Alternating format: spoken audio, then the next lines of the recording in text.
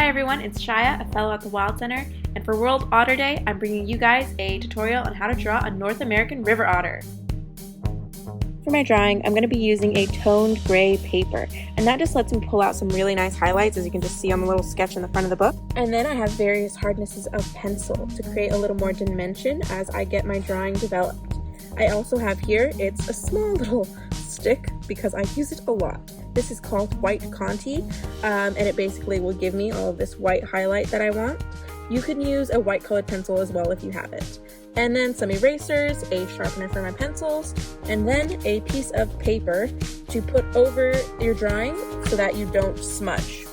Now to start your drawing, you're going to position the head first. And so that way you can kind of posture the body in line with the head. And since otters are very dynamic creatures, you can kind of position their bodies in all sorts of long flowing motions. Before I get too far into the drawing, I'm also going to draw in a little bit of background elements, so some different fish and some bubbles, just so that I know how my layout's going to be later on. Some otter body parts that I want to bring attention to are firstly the head. So the head is going to have a relatively large nose because the sense of smell is really important to otters. They also have pretty small ears and small eyes. And the tail is a third of the body length, so it's going to be pretty long in comparison to the rest of the body as well. The feet are webbed, and they have claws on each of their toes.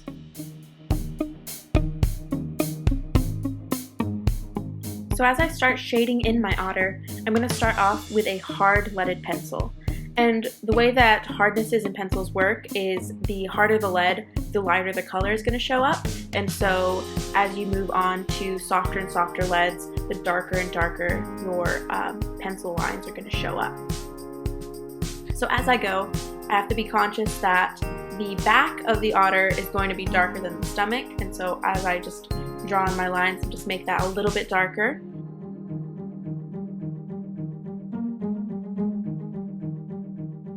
I always like to draw in the eyes at the end of the drawing because that's when it just kind of brings it to life. And after I've filled in the eyes, I'm going to add some highlights with my white Conti. And then I'm just going to pull out some hairs and draw in some highlights in the fur. Next, I'm going to move on to my background animals. So here I have a trout. For my fish, I like to put in my white highlight before I start putting in details. That way I have more of a canvas to work with and can just pull out the slightest line of white. It's easier because my Conti was such a large piece that I could get a sharper line. Here I have some minnows, and just to give a little variation to your drawing, have them moving in different directions and turning in different ways.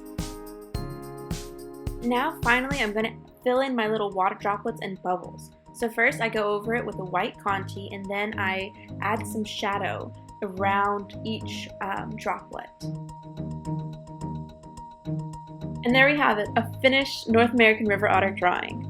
I hope this inspired you guys to create your own otter drawings on World Otter Day and give some love to these amazing creatures.